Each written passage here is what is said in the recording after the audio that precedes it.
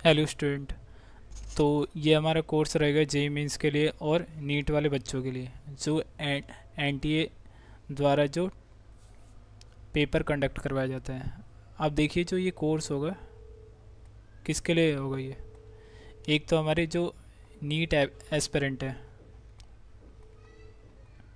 और एक जो जेई एस्पिरेंट है। दोनों का सिलेबस क्या होता है, सेम ही होता है। तो आप एक ही कोर्स से दोनों की तैयारी कर सकते हैं, नीट के लिए भी और जेई मेंस के लिए भी।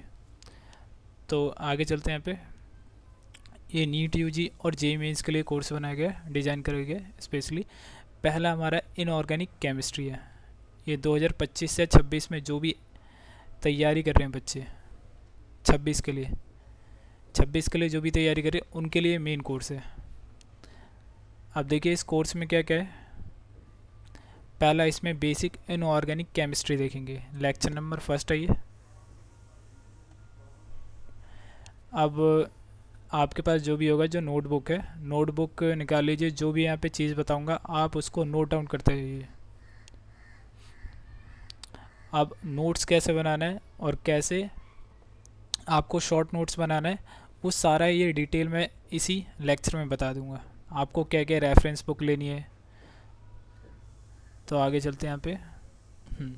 पहला हमारा यहाँ पे सिलेबस बताना होगा कि सिलेबस में क्या क्या है।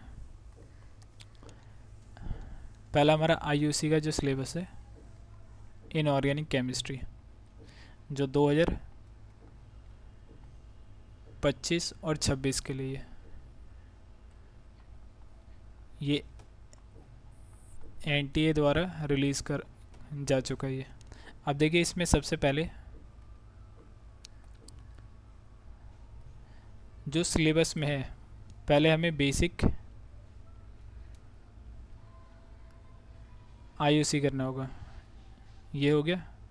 और फिर हमारा पीरियोडिक टेबल आएगा और फिर उसके बाद केमिकल बॉन्डिंग है हमारा। ये मैं बता रहा हूँ इनऑर्गेनिक केमिस्ट्री के लिए। केमिकल बॉन्डिंग,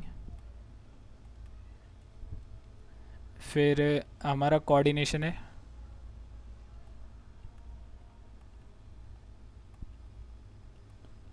कोऑर्डिनेशन के बाद हमारा डी ब्लॉक, फिर ए ब्लॉक, देन पी ब्लॉक। अब जो पी ब्लॉक होगा ये हमारा 11th और 12th दोनों कंबाइन होगा इसमें लेक्चर। अब जो यहाँ पे एडिशनल जो एक्स्ट्रा ऐड हुए हैं वो देख लो, जैसे सॉल्ट एनालिसिस, ये 2023 में ऐड हुआ है। किसके अंदर? नीट के अंदर। इससे पहले जेई मेंस में पूछा जाता था इसमें कि जो यहाँ पे सॉल्ट है उनके ग्रुप पूछे जाते हैं मैक्सिमम। आपने देखा होगा 2025 में भी पूछा गया था ग्रुप 1, 2, 3, और वहाँ पे कुछ आयंस गिवन थे, वो कौन से ग्रुप से बिलोंग करते हैं सॉल्ट, वो बताना था यहाँ पे। सॉल्ट एनालिसिस,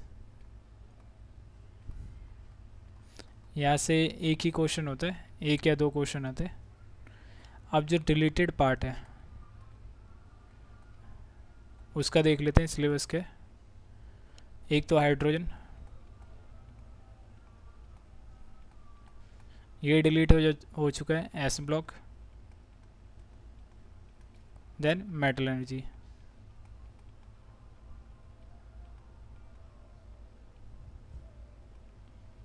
ये क्या हो चुका है? डिलीटेड पार्ट है ये।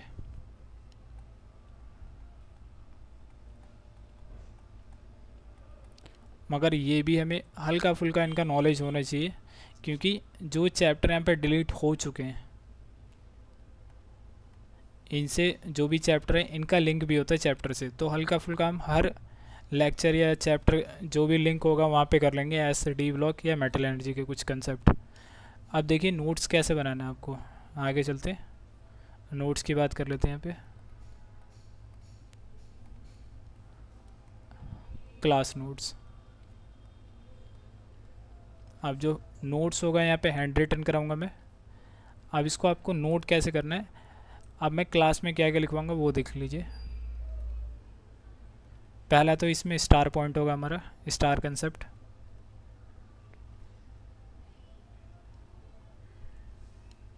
स्टार कंसेप्ट होगा इसमें। फिर दूसरा सॉल्व एग्जाम्पल,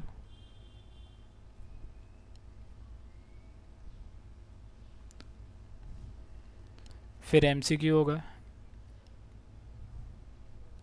ये सारे क्वेश्चन कराऊंगा मैं अपने नोट्स के अंदर, या कंसेप्ट हो गया या सॉल्व एग्जाम्पल हो गया। ये सारा चीज़ क्या रहेगा, हैंड रिटन नोट्स के अंदर ये सारा लिख के करवाऊंगा मैं। अब देखिए जो एमसीक्यू है, एमसीक्यू कहाँ कहाँ से हमें रेफ़र करना है, ये हमें एक्स्ट्रा करना होगा। अब देखिए मैं ये एक्स्ट्रा कहाँ कहाँ से कराऊंगा,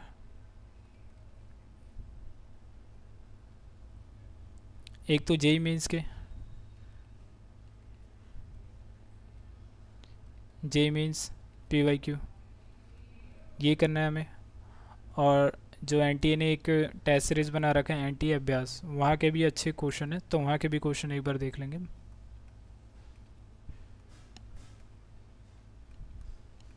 एनटीए अभ्यास, फिर जो एनसीईआरटी है, एनसीईआरटी एग्जाम्पल,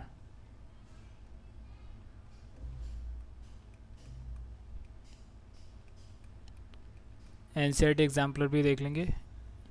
हमारा जो भी रेफरेंस होगा, ये जेई मेंस एनटीए हो गया, नीट तो वैसे करेंगे उसका पीवाईक्यू, और एनसीईआरटी एग्जाम्पलर इनको रेफ़र करेंगे। समझ आ गया।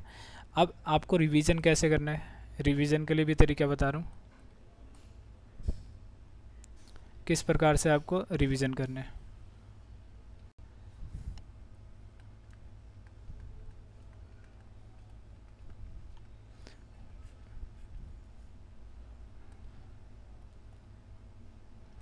देखिए रिवीजन में हमें क्लास के जो नोट्स हैं, वो जो मैं लिखवाऊंगा वो आपको फॉलो करना होगा।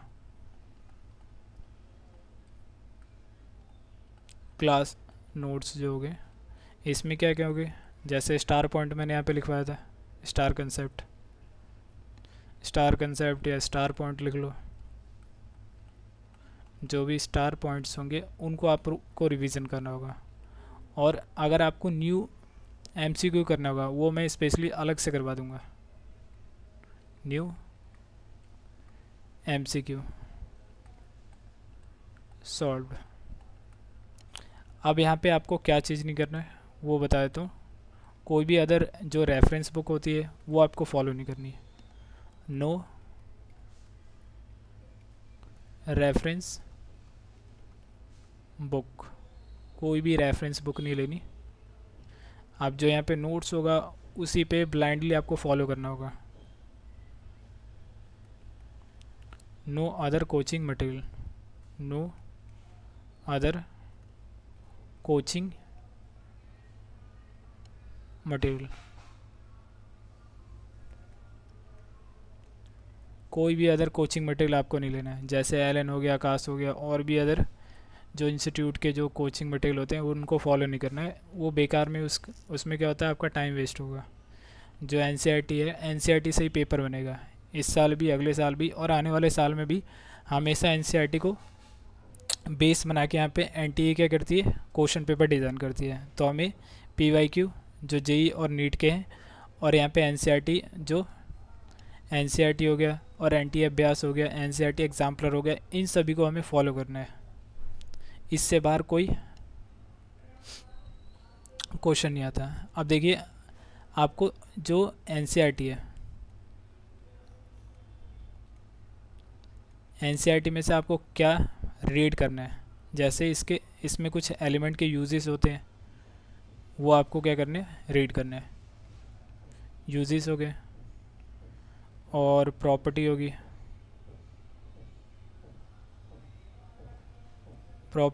और फैक्ट्स हो गए,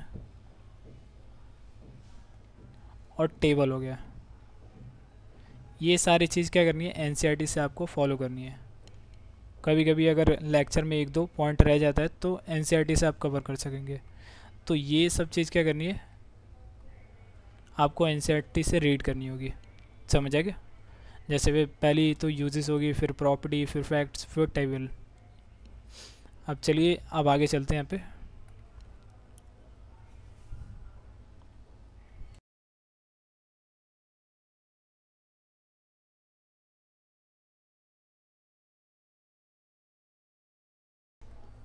देखिए अब बेसिक आईओसी में पहला हमारा जो क्या क्या इसमें करेंगे वो लिखवा देता हूँ। ब्लूप्रिंट, एक मिनट रुकिए।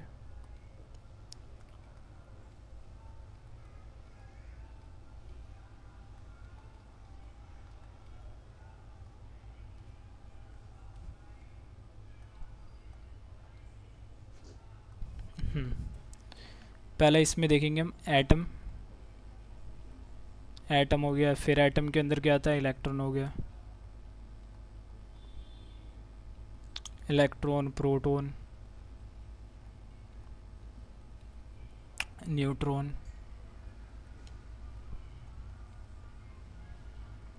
Nucleon, then mass number. ये सब चीज़ देखेंगे फर्स्ट पार्ट में। तो फर्स्ट पार्ट में मतलब वही, इसको ए पार्ट दे दो, फर्स्ट में ये देखेंगे। फिर उसके बाद हमारा सेकंड जो होगा आइसोटॉप्स। आइसोटॉप्स हो गया, आइसोबार हो गया, आइसोबार हो गया, आइसोटोन हो गया, आइसो इलेक्ट्रॉनिक हो गया,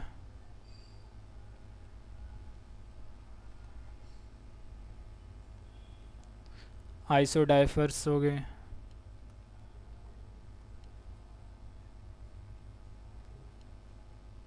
आइसो डाइफर्स, और फिर आइसोमेरिज्म। इनऑर्गेनिक में भी आइसोमेरिज्म आता है, ऑर्गेनिक में अलग टाइप का आइसोमेरिज्म होता है।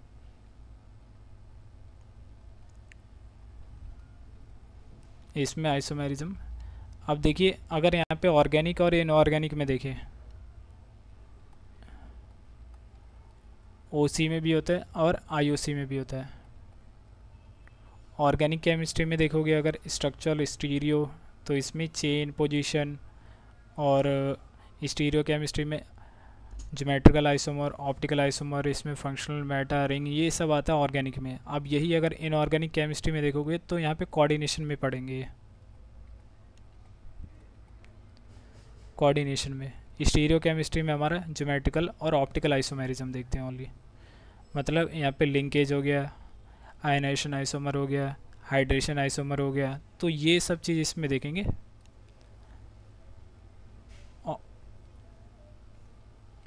आइसोमेरिज्म के अंदर। अब ये हमारा कौन सा पार्ट हो जाएगा, बी पार्ट हो जाएगा, देख लीजिए। अब सी पार्ट में हमारा कौन सा होगा, क्वांटम नंबर। सी पार्ट में हमारा क्वांटम नंबर।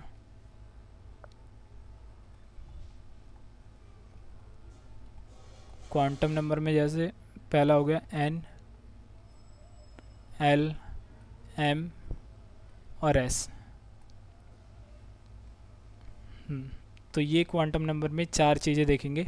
जैसे पहला हो गया हमारा principal quantum number, azimuthal quantum number, फिर मैग्नेटिक क्वांटम नंबर, फिर लास्ट में हमारा स्पिन क्वांटम नंबर हो गया। तो ये सब देखेंगे क्वांटम नंबर। ये हमारा कौन सा होगा, लेक्चर सी में आएगा, ये थर्ड पार्ट ही कह लो इसको, थर्ड लेक्चर। और फिर कॉन्फ़िगरेशन देखेंगे, इलेक्ट्रॉनिक कॉन्फ़िगरेशन के कुछ रूल्स यहाँ लिख देता हूँ नीचे, एक मिनट रुकिए।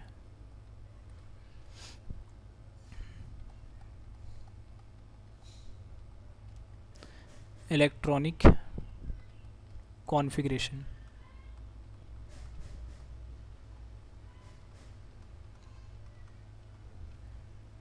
इलेक्ट्रॉनिक कॉन्फ़िगरेशन के जो इलेक्ट्रॉनिक कॉन्फ़िगरेशन लिखने के रूल्स होते हैं तो वो देखेंगे। रूल्स में क्या क्या आता है, पहला अफबाउ रूल, अफबाउ रूल। फिर यहाँ पे दूसरा आता है हमारा N+L रूल। फिर थर्ड आता है हमारा हंट्स रूल।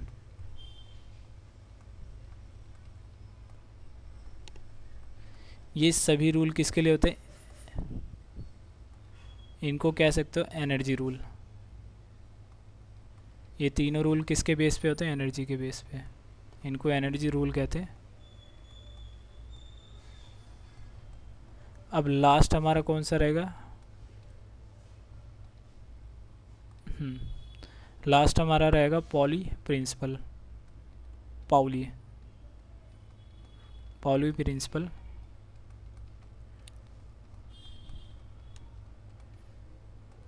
ये हमारा डी पार्ट हो गया। तो 4 पार्ट में क्या होगा, हमारा बेसिक इनऑर्गेनिक केमिस्ट्री कंप्लीट हो जाएगा। चलिए अब आगे चलते हैं। यहाँ पे देख लीजिए, 1 मिनट, इसको एक बार स्क्रीनशॉट ले लो या इसको नोट कर लो एक बार। 1 मिनट का टाइम देता हूँ। तो पहला हम इसमें एटम स्टार्ट करेंगे। चलो,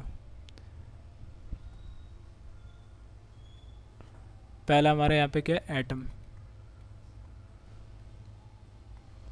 अब जो एटम है, एटम क्या होता है ये, पहले तो ये समझना होगा एटम क्या होता है। एटम ये स्मॉलेस्ट पार्टिकल होता है जो केमिकल रिएक्शन में पार्टिसिपेट करता है। Smallest particle participate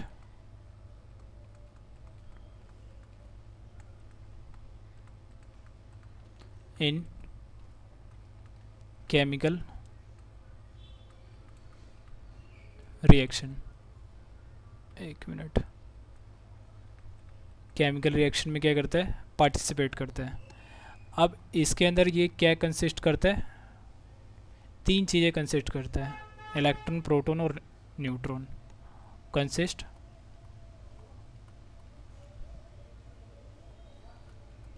of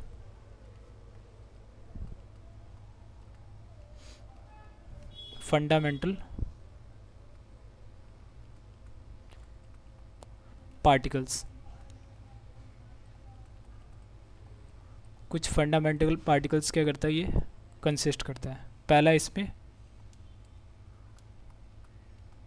proton हो गया। ये नीट 2024 में आया था इस पे क्वेश्चन कि कोई एटम है, इसके फंडामेंटल पार्टिकल कौन कौन से होते हैं, प्रोटॉन हो गया, इलेक्ट्रॉन हो गया और न्यूट्रॉन हो गया। इलेक्ट्रॉन, देन थर्ड हो गया इसमें न्यूट्रॉन।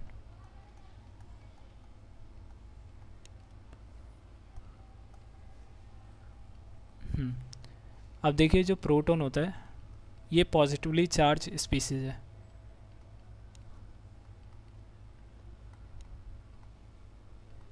पॉजिटिवली चार्ज स्पीसीज है और इस पे 1 यूनिट का चार्ज होता है, 1 यूनिट चार्ज ये कह सकते हैं।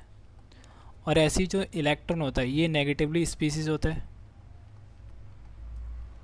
Negatively charge species.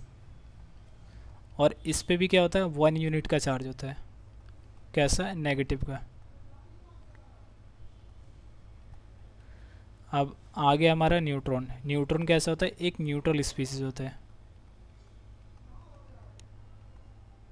This is neutral species. अब यहाँ पे हम देखते हैं मास ऑफ इलेक्ट्रॉन। अगर यहाँ पे देखोगे मास ऑफ इलेक्ट्रॉन क्या होता है, नेग्लेजिबल होता है एज़ कम्पेयर टू जो हमारा इलेक्ट्रॉन का मास होता है, ये नेग्लेजिबल होता है एज़ कम्पेयर टू प्रोटॉन और न्यूट्रॉन। तो इसलिए देखिए जो हमारा एटॉमिक मास होता है वो किसकी वजह से होता है, प्रोटॉन और न्यूट्रॉन की वजह से होता है। तो यहाँ पे अगर लिखें, 1 मिनट रुकिए,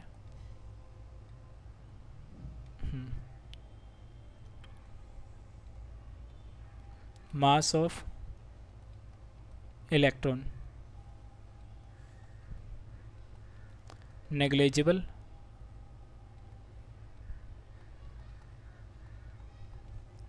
as compared to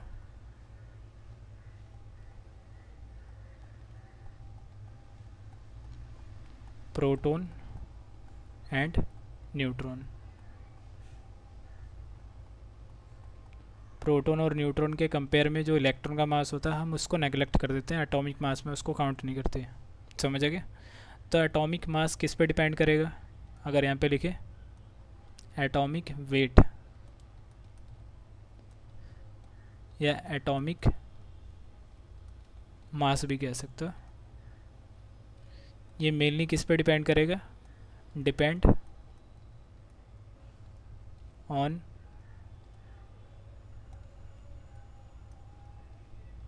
proton and neutron, इस पर डिपेंड करेगा। समझ आ गया? अब यही अगर हम न्यूट्रल एटम देखें, एटम इज़ न्यूट्रल, उस पर कोई चार्ज नहीं है, तो नंबर ऑफ प्रोटॉन और न्यूट्रॉन की वैल्यू क्या होती है? इक्वल होती है। न्यूट्रल एटम है तो यहाँ पे नंबर ऑफ प्रोटॉन और नंबर ऑफ इलेक्ट्रॉन, इनकी वैल्यू क्या होती है? इक्वल होती है। समझ आ गया? अब इसको एक बार नोट कीजिए, फिर आगे चलते हैं। ये तो हो गया एटम के बारे में। अब यहाँ पे आयंस के बारे में देख लेते हैं। जब एटम क्या करता है? इलेक्ट्रॉन को लॉस करता है तो कैटायन बनाता है, अगर गेन करेगा तो एनायन बनाएगा वो।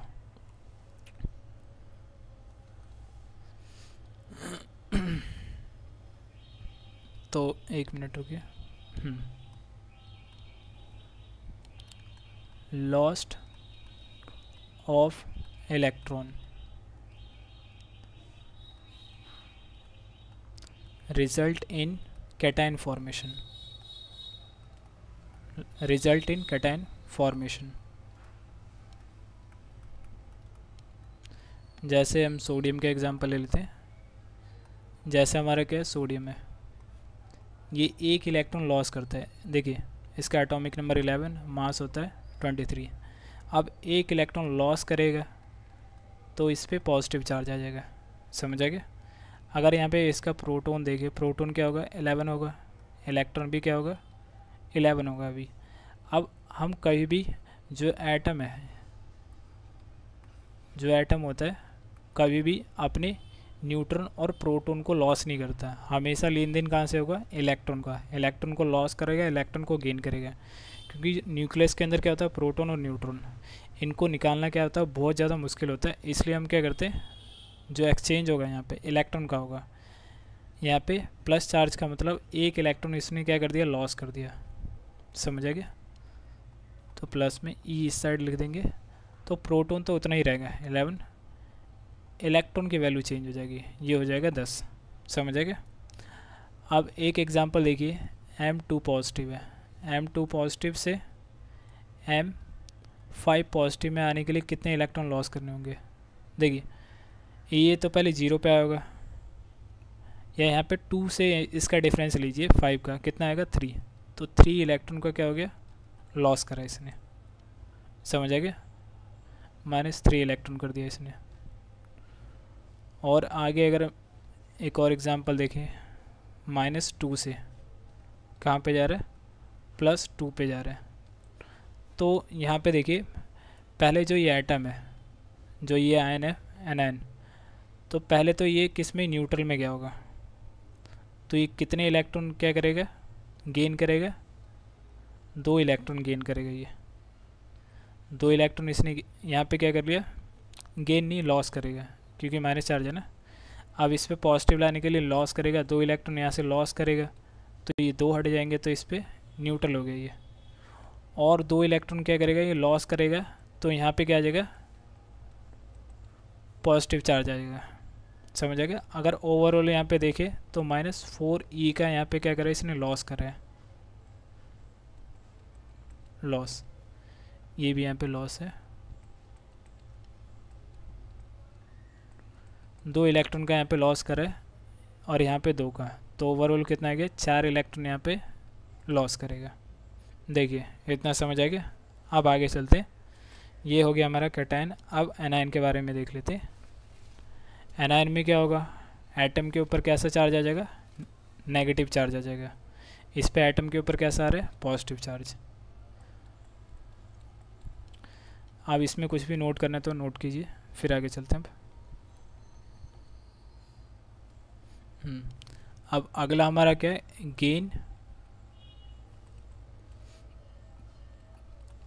Gain of electron. result in anion formation.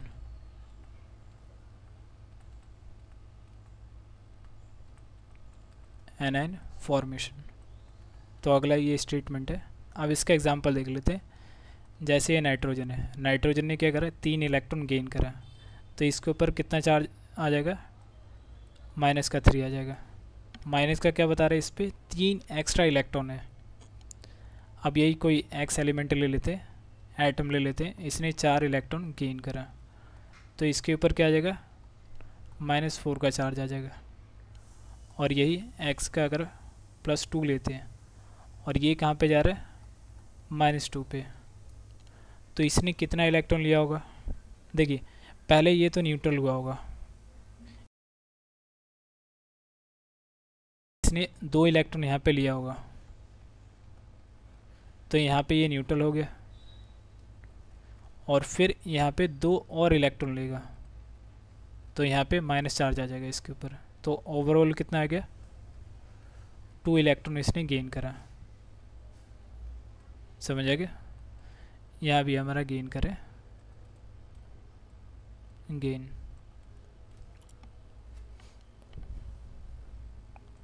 देखिए इतना समझ आ गया। अब आगे चलते हैं एलिमेंट के ऊपर। ये हमारा एटम हो गया, आयंस हो गया। अब एलिमेंट देख लेते हैं। एलिमेंट जो भी पीरियोडिक टेबल में जो भी बने हुए हैं वो सारे क्या है, हमारे एलिमेंट होते हैं। अब एलिमेंट का कुछ रिप्रेजेंटेशन भी होता है। एलिमेंट को हम ऐसे जनरली करते हैं, एक्स ऊपर ए होता है और नीचे जेड होता है।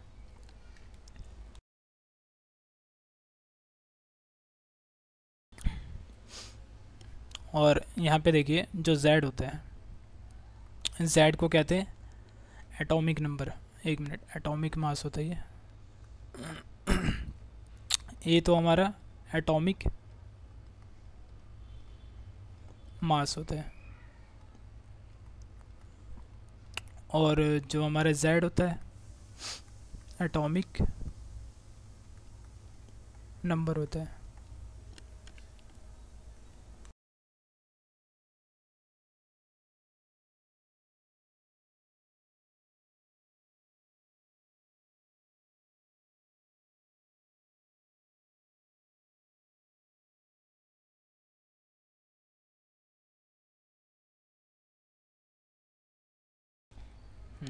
देखिए वापस आते हैं।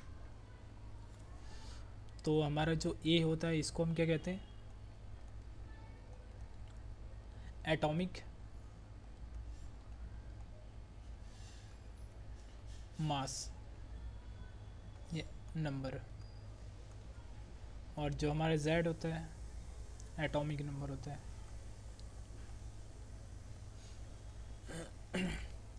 ये क्वेश्चन होता है। अब देखिए यहाँ पे हमारा न्यूट्रॉन निकालने के लिए आता है। न्यूट्रॉन कैसे फाइंड करते हैं, ए माइनस जेड।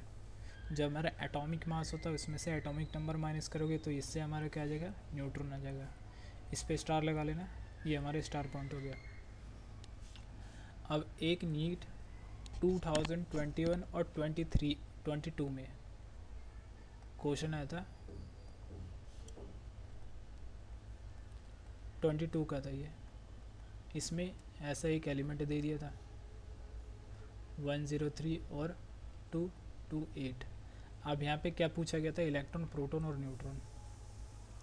अब देखिए जो प्रोटॉन होगा, प्रोटॉन क्या होगा, इसमें जो हमारा एलिमेंट जो जेड होता है वही होता है हमारा। पी किसके इक्वल होता है, जेड के इक्वल होता है, और ई के भी इक्वल होता है ये। समझ आ गया। नीचे वाला हमारा क्या है, जेड, और ऊपर वाला हमारा क्या है, ए है। तो हमारा जो प्रोटॉन क्या हो गया 103, वही हमारा इलेक्ट्रॉन भी होता है 103। और यहाँ पे जो न्यूट्रॉन होता है ये अभी मैंने बताया था, ए माइनस क्या होता है, जेड होता है, ए माइनस जेड। ए की वैल्यू देखिए ऊपर 228 माइनस 103 हो गया, तो माइनस करने पे 125 आएगा। तो एन जो न्यूट्रॉन की वैल्यू है 125। देखिए समझ आ गया। आगे चलते हैं, अब जो भी नोट करना है यहाँ पे कर लीजिए। अब यहाँ पे नेक्स्ट क्वेश्चन देखते हैं। एक ड्यूट्रॉन ले लेते हैं। ड्यूट्रॉन में हमें क्या करना है,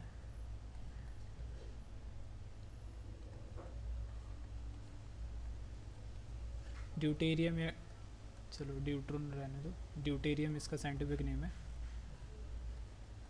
ये ड्यूटेरियम में हमें क्या बताना है, न्यूट्रॉन बताना है, प्रोटॉन बताना है और इलेक्ट्रॉन बताना है। पहले तो इसका जो रिप्रेजेंटेशन होता है वो आना चाहिए। कैसे लिखते हैं हम, एटॉमिक नंबर कितना होता है और मास नंबर कितना होता है, ये 1 2 होता है। अगर यहाँ पे न्यूट्रॉन निकालोगे तो 2 माइनस क्या होगा, 1 हो जाएगा। ऊपर क्या होता है, ये ए और नीचे क्या होता है, जेड, तो ए माइनस जेड होता है, तो 1 आ गया। प्रोटॉन कितना हो गया, 1, इलेक्ट्रॉन भी 1 आ गया। तो आपको ड्यूटेरियम के बारे में जो ये सिंबल है ये पता होना चाहिए, तभी आप क्वेश्चन कर पाएंगे ये। अब यहाँ पे और आगे चलते हैं। अब देखते हैं न्यूक्लियॉन।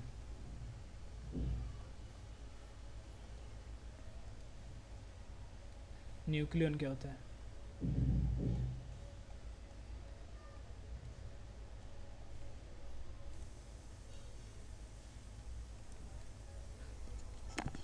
अब यहाँ पे न्यूक्लियॉन का मतलब क्या होता है, जो न्यूक्लियस में जो भी स्पीसीज प्रेजेंट होती है उसी को हम क्या कहते हैं, न्यूक्लियॉन्स।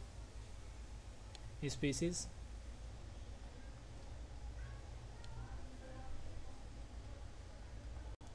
प्रेजेंट इन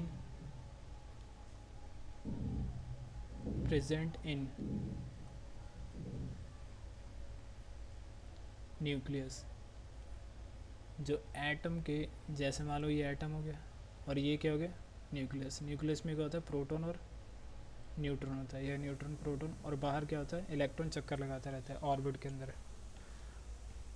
तो ये हमारा होता है न्यूक्लियस। न्यूक्लियस में जो भी स्पीसीज प्रेजेंट होती है उसी को हम क्या कहते हैं, न्यूक्लियॉन्स। समझ आ गया। तो यहाँ पे हमारा क्या हो गया, न्यूट्रॉन प्लस प्रोटॉन, ये होता है न्यूक्लियस के अंदर। अब हमें क्या करना है, अगर मैं पूछूं D2 हो गया, इसके अंदर मुझे क्या न्यूक्लियॉन्स बताना है, ये क्वेश्चन पूछ रहा हूँ। न्यूक्लियॉन बताइए कितना होगा न्यूक्लियन। तो पहले D जो ड्यूटेरियम होता है इसका रिप्रेजेंटेशन क्या होता है, 1 और 2 होता है। और यहाँ पे देखिए प्रोटॉन कितना होगा इसमें, 1, और न्यूट्रॉन अगर निकालें, न्यूट्रॉन क्या होगा, 2 माइनस 1 हो जाएगा। तो ओवरऑल यहाँ पे 1 और इसका 1 कितना हो गया, यहाँ पे 1 और 1 कितना हो गया, 2 हो गया, 2। अब यहाँ पे मुझे क्या पूछा गया है, मॉलिक्यूल पूछा गया है D2, तो यहाँ पे 2 से इंटू करना पड़ेगा। तो यहाँ पे क्या करना पड़ेगा, 2 से इंटू, तो यहाँ पे आंसर कितना आ जाएगा, 4 आएगा। समझ आ गया। अब क्वेश्चन को यहाँ पे ध्यान से यहाँ पे रीड करना होगा या देखना होगा कि वहाँ पे मॉलिक्यूल्स गिवन है या एलिमेंट गिवन है। एलिमेंट अगर गिवन होगा तो इसका 2 आंसर हो जाएगा, अगर मॉलिक्यूल गिवन होगा तो इसका आंसर क्या होगा, ये 4 हो जाएगा। समझ आ गया। अब आगे चलते। अब आते हैं आइसो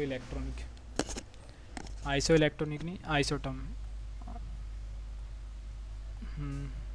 कुछ टर्म्स देख लेते हैं जो आइसो से स्टार्ट होते हैं। जैसे पहला हो गया हमारा आइसोटॉप्स।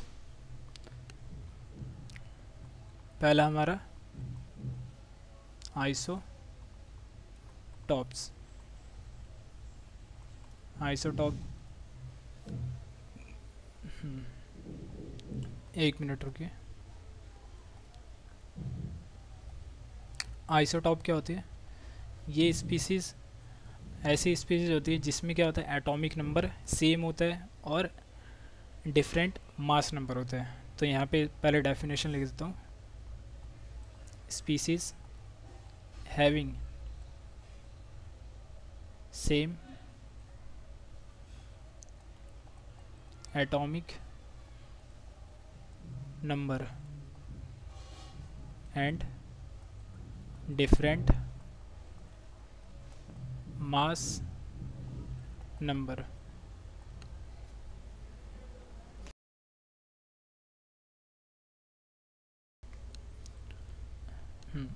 अगर इसका हम एग्ज़ाम्पल देखें, एग्ज़ाम्पल क्या होगा, जैसे ये हो गया प्रोटियम, ड्यूटेरियम 1 2, और एक होता हमारा ट्रिटियम 1 3 वाला, समझ आ गया। तो इसका नाम भी लिख देते हैं। पहला हो गया हमारा प्रोटियम,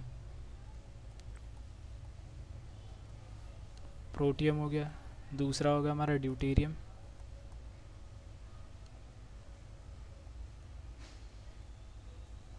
ड्यूटेरियम। तीसरा हो गया हमारा ट्रिटियम।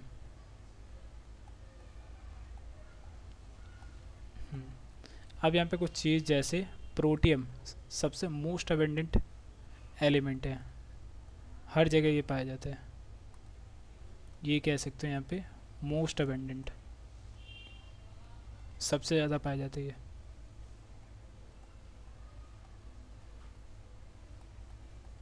मोस्ट अबेंडेंट है। और यही अगर ट्रिटियम देखोगे, ये लीस्ट अबेंडेंट होता है और रेडियो एक्टिव होता है, least abundant and radioactive. यहाँ लिख लेते हैं, रेडियो एक्टिव भी होता है।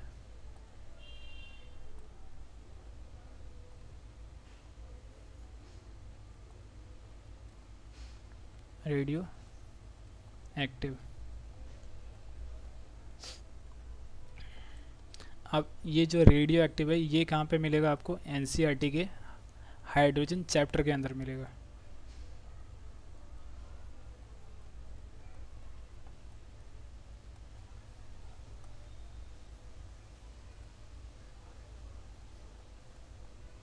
हाइड्रोजन चैप्टर है, वहाँ पे देखोगे तब मिलेगा, क्योंकि देखिए यहाँ पे ये जो ट्रिटियम है, ट्रिटियम यहाँ पे आ गया इसके आइसोटॉप में, तो यहाँ पे रेडियो एक्टिव इसको पढ़ना ही पड़ेगा कुछ ना कुछ। तो ये हाइड्रोजन कटा हुआ है, मगर यहाँ पे ट्रिटियम से क्वेश्चन आ सकता है, ट्रिटियम क्या है, रेडियो एक्टिव है, समझा क्या। अब यहाँ पे सभी में अगर मैं प्रोटॉन, इलेक्ट्रॉन और न्यूट्रॉन पूछूँ, ये निकालने के लिए आता है पेपर के अंदर। अब प्रोटॉन यहाँ पे देखिए, प्रोटॉन क्या है, नीचे वाला जो जेड होता है, ऊपर वाला ए होता है, तो जेड के इक्वल ही होता है, 1 हो गया इसमें प्रोटॉन। इलेक्ट्रॉन भी 1 हो गया, और 1 - 1 क्या हो गया, 0 न्यूट्रॉन हो गया पहले के लिए। अब ड्यूटेरियम में जो प्रोटॉन हो गया 1, इलेक्ट्रॉन 1, और जो न्यूट्रॉन होगा 2 - 1 क्या होगा, 1 आ गया। अब ट्रिटियम में 1 1 1 इलेक्ट्रॉन, और न्यूट्रॉन क्या हो जाएगा, 3 - 1, तो 2 हो गया यहाँ पे। अब आपको मेन क्या ध्यान रखना है, यहाँ पे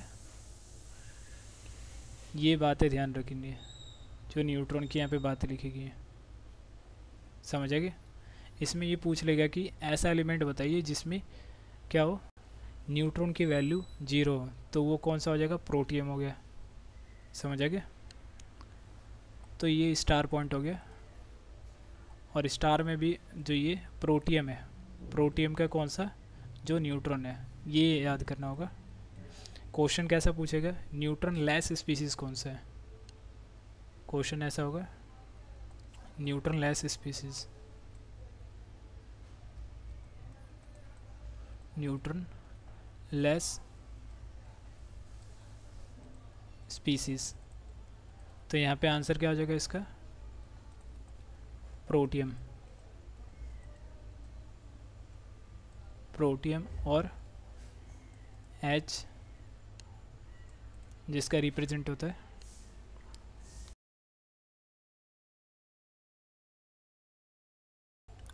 चलिए आगे चलते हैं। अब एक मिनट रुकिए। Isotope have different physical property, कुछ यहाँ पे प्रॉपर्टी लिख देता हूँ। जो आइसोटोप होते हैं उनकी डिफरेंट फिजिकल प्रॉपर्टी होती है, मगर सेम केमिकल प्रॉपर्टी होती है। इसका रीज़न क्या होता है, क्योंकि इसमें सेम नंबर ऑफ इलेक्ट्रॉन होता है। केमिकल रिएक्शन में इलेक्ट्रॉन का रोल होता है, इसलिए आइसोटॉप्स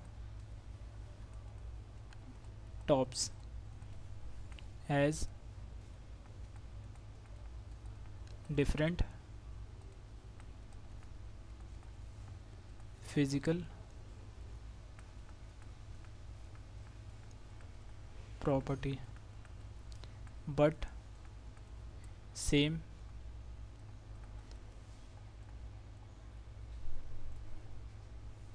chemical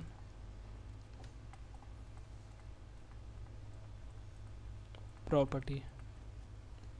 अब जो यहाँ पे केमिकल प्रॉपर्टी सेम होने का रीज़न क्या है? सेम केमिकल प्रॉपर्टी, क्योंकि रिएक्शन में कौन पार्टिसिपेट कर रहे हैं? इलेक्ट्रॉन।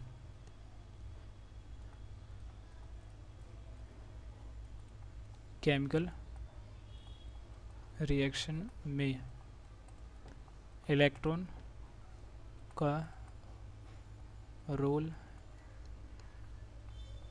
होता है, इसलिए यहाँ पे क्या है? Same chemical property.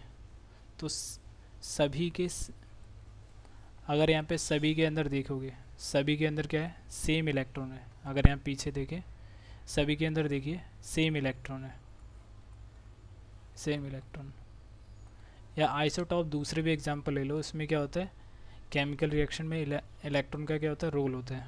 तो इसमें इलेक्ट्रॉन सेम है सभी में, तो केमिकल प्रॉपर्टी क्या होती है? सेम होती है। तो सभी के सेम इलेक्ट्रॉन है।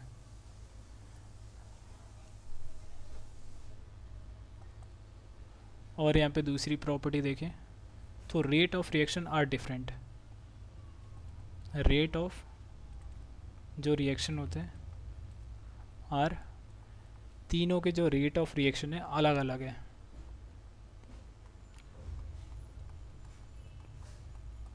आर डिफरेंट, ये अगली प्रॉपर्टी होती है आइसोटॉप की। और आगे यहाँ पे देखते हैं, रुकिए।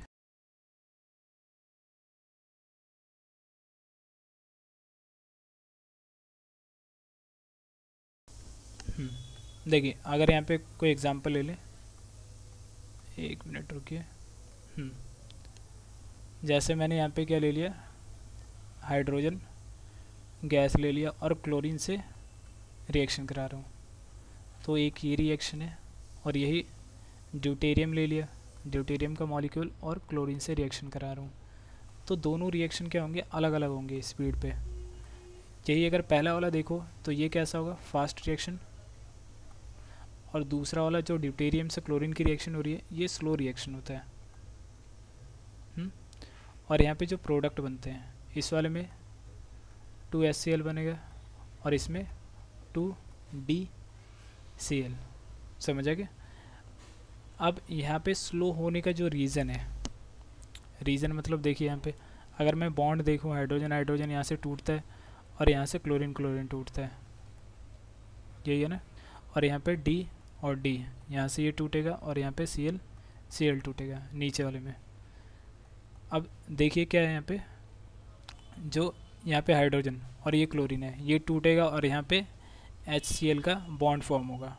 और यही अगर ड्यूटेरियम और क्लोरीन का देखें तो ये भी बॉन्ड टूटेगा, मगर ड्यूटेरियम का क्या होता है? हाई बॉन्ड डिसोसिएशन एनर्जी होता है। तो यही इसका रीज़न होता है, हाई बॉन्ड डिसोसिएशन एनर्जी। इसलिए यहाँ पे जो ड्यूटेरियम और क्लोरीन का जो रिएक्शन है स्लो होता है। यहाँ पे DCl बनेगा, तो यहाँ पे बॉन्ड डिसोसिएशन एनर्जी, ये नोट करके यहाँ पे लिख लेना, bond dissociation energy of D2 is greater then H2। एक मिनट, H2। यही रीज़न होता है कि ड्यूटेरियम का जो रिएक्शन है क्लोरीन के साथ वो स्लो होता है। और यही अगर हाइड्रोजन के साथ देखोगे या प्रोटियम, तो उसके साथ क्या होता है? फास्ट होता है। ये रीज़न समझ आ गया?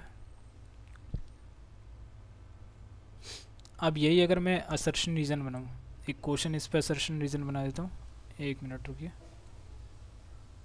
असर्शन रीज़न की फर्स्ट रिएक्शन जो मैंने लिखा था, first reaction is faster than second. जो पहला रिएक्शन है वो क्या है, फास्टर है सेकंड से। उसका रीज़न एटॉमिक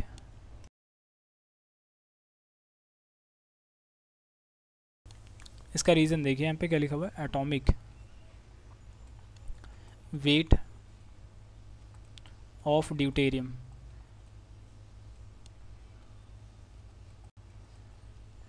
ड्यूटेरियम, एक मिनट ये इरेज हो गया, deuterium is greater than hydrogen. देखिए इसका रीज़न देखिए, यहाँ पे दोनों रिएक्शन यहाँ पे चल रही थी, पीछे का यहाँ पे रेफरेंस लीजिए कि ये हमारा फर्स्ट रिएक्शन हो गया और ये सेकंड रिएक्शन। अब यहाँ से कह रहा है कि जो फर्स्ट रिएक्शन है बहुत ज़्यादा फास्ट है किससे, सेकंड रिएक्शन से। उसका रीज़न क्या दे रखा है इन्होंने कि ड्यूटेरियम का जो वेट है हाइड्रोजन से ज़्यादा होता है इसलिए। अब यहाँ पे देखिए ये लिखा हुआ है, तो यहाँ पे सेकंड वाला जो ऑप्शन होगा वो गलत हो जाएगा, पहला वाला तो यहाँ पे सही है। सेकंड वाला यहाँ पे क्या, एटॉमिक वेट दे रखा है, मगर एटॉमिक वेट नहीं होता, यहाँ पे बॉन्ड डिसोसिएशन एनर्जी होती है, समझ आ गया। तो यहाँ पे रीज़न अगर देखिए इज़ नॉट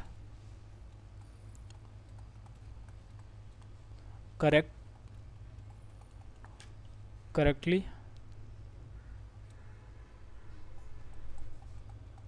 एक्सप्लेन ए। और जो रीज़न होना चाहिए, रीज़न देखिए, रीज़न क्या होना चाहिए, due to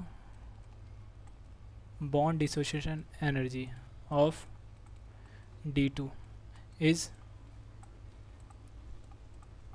greater than S2। समझ आ गया, ये रीज़न होना चाहिए, असर्शन रीज़न ऐसे करेक्ट होगा यहाँ पे।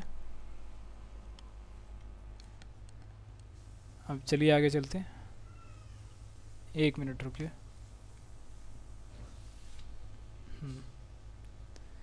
अब यहाँ पे एक प्रॉपर्टी पढ़ते हैं, isotopic effect. Isotopic effect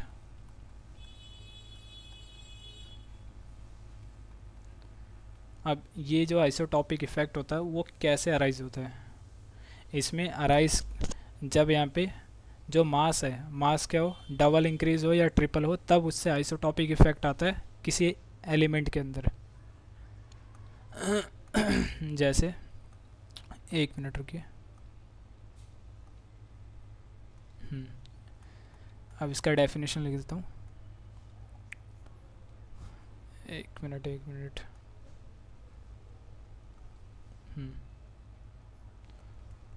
arises due to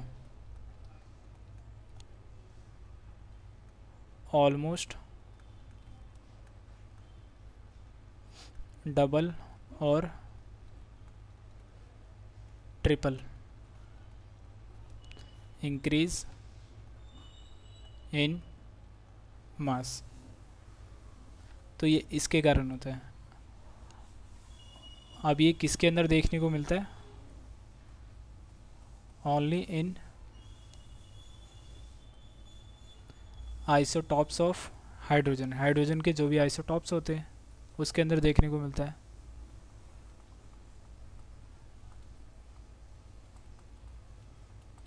तो आइसोटॉपिक इफेक्ट ओनली किसके, हाइड्रोजन के आइसोटॉप में देखने को मिलता है, और कोई सा भी इसका एग्जाम्पल नहीं होता है।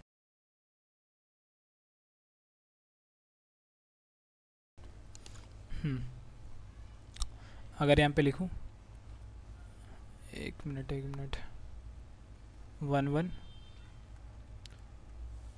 2 1 3 1, तो यहाँ पे प्रोटॉन और न्यूट्रॉन, यही हमारा क्या होता है, मास। यहाँ पे क्या बोला गया, मास क्या हो रहा है, इंक्रीज हो रहा है, डबल हो रहा है या ट्रिपल हो रहा है। तो यहाँ पे पहले प्रोटॉन देख लेते हैं, इसका 1, इसका 1, इसका 1, और फिर यहाँ पे न्यूट्रॉन देखोगे इसका 0 हो गया, इसका देखोगे 1 हो गया और इसका 2 हो गया। समझ आ गया। अब यहाँ पे अगर मास देखोगे, मास यहाँ पे कितने टाइम्स हो गया, इसका 2 टाइम्स हो गया, और इस वाले का देखोगे इसके कंपेयर में ये कितना हो गया, 3 होगा ना, इसका एडिशन करोगे और ये कितना हो जाएगा, 2 हो जाएगा, तो ये 2 टाइम्स हो गया और ये कितना हो गया, 3x हो गया, 3 टाइम्स हो गया। समझ आ गया। और यही अगर दूसरा एग्जांपल लूँ मैं, जैसे ऑक्सीजन का जो 16, 17 और ये 18, ऑक्सीजन का आइसोटॉप देखते हैं। तो यहाँ पे अगर प्रोटॉन और न्यूट्रॉन देखोगे, यहाँ पे प्रोटॉन 8 होगा, यहाँ पे 8, इसमें भी 8। अब न्यूट्रॉन यहाँ पे 8 हो गया और यहाँ पे 9 और यहाँ पे देखो 10 हो गया। समझ आ गया।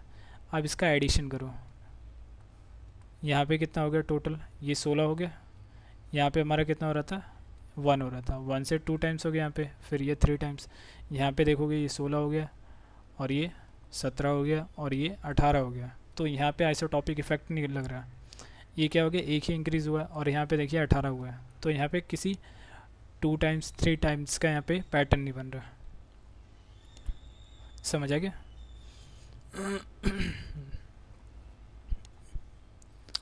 अब आगे चलते हैं। अगर मैं क्वेश्चन पूछूं कि जो आइसो टॉपिक इफेक्ट लगता है,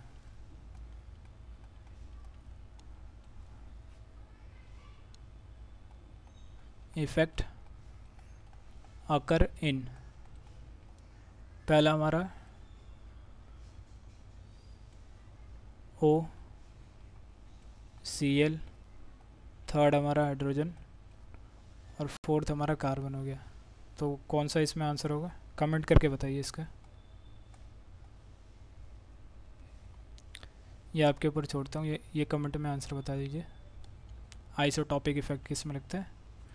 अब आगे चलते हैं।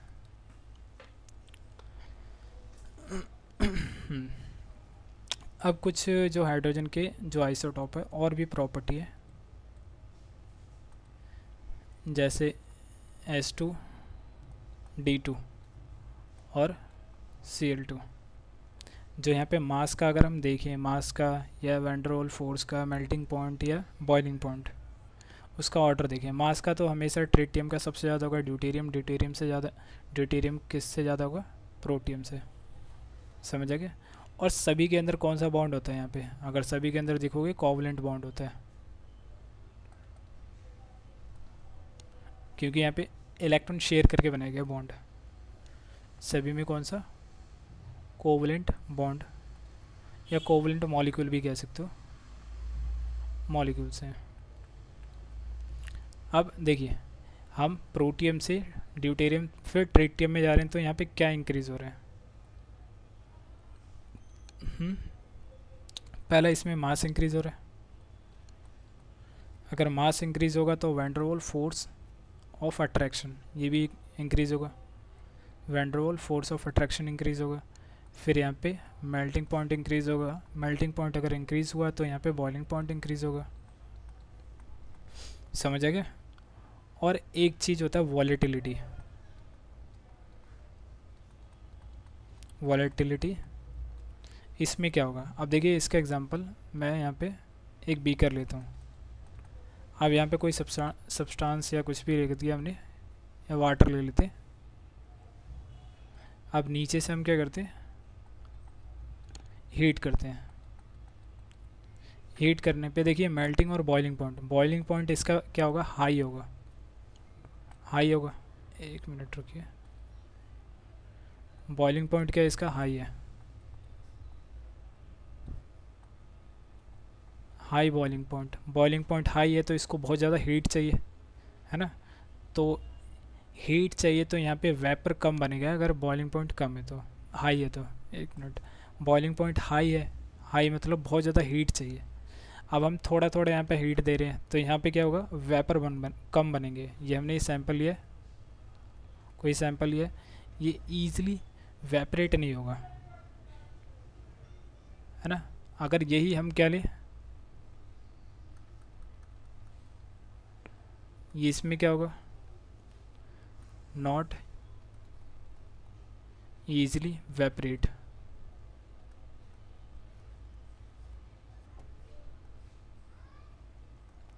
ईजिली वेपरेट नहीं होगा। अगर यही सैंपल का हम क्या करें, सैंपल का लो बॉइलिंग पॉइंट ले,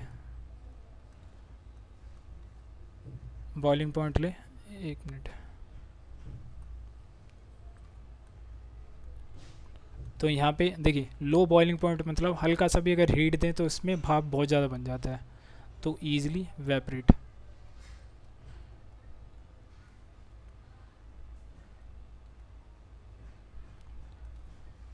ईजिली वेपरेट हो जाएगा, समझ आ गया।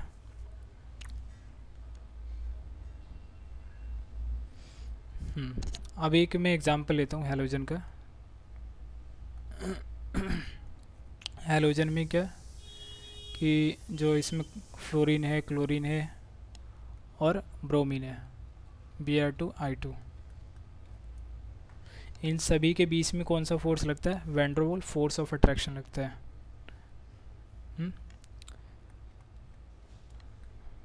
कौन सा force, van der Waals force of attraction.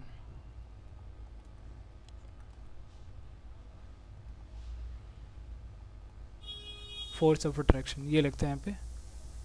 अब जो van der Waals force of attraction है वो क्या होता है, directly proportional to mass number, mass और directly proportional to melting point. अब जैसे जैसे van der Waals force of attraction या मास इंक्रीज़ होगा, van der Waals force of attraction increase होगा और उसका मेल्टिंग पॉइंट भी इंक्रीज़ होगा, समझ आ गया। अब इस साइड देखिए, हम फ्लोरीन से आयोडीन की तरफ जा रहे हैं, तो यहाँ पे क्या होगा, इन सभी का मास इंक्रीज़ हो रहा है धीरे धीरे, सबसे ज़्यादा आयोडीन, फिर उससे कम ब्रोमीन, फिर क्लोरीन, फिर फ्लोरीन का। अब यहाँ पे क्या हो रहा है, मास इंक्रीज़ हो रहा है, तो यहाँ पे van der Waals force of attraction increase होगा और मेल्टिंग पॉइंट यहाँ पे इंक्रीज़ होगा। ये ऑर्डर हो गया किसका, मास का, वैन डर वाल्स फोर्स का और मेल्टिंग पॉइंट का। और सभी के अंदर अगर देखोगे तो ये सभी कोवलेंट मॉलिक्यूल, मगर यहाँ पे जो ब्रोमीन होता है या आयोडीन होते हैं यहाँ पे आयनिक बनाते हैं, इसको बाद में देखेंगे। तो फर्स्ट लेक्चर यहाँ पे हो जाता है कंप्लीट। तो अगले लेक्चर के लिए यहाँ पे इंतज़ार कीजिए। अगर वीडियो अच्छा लगा होगा तो शेयर, लाइक, सब्सक्राइब और बेल आइकन को क्लिक कर लेना नोटिफिकेशन आने के लिए। तो यहीं पे अपना लेक्चर कंप्लीट करते हैं।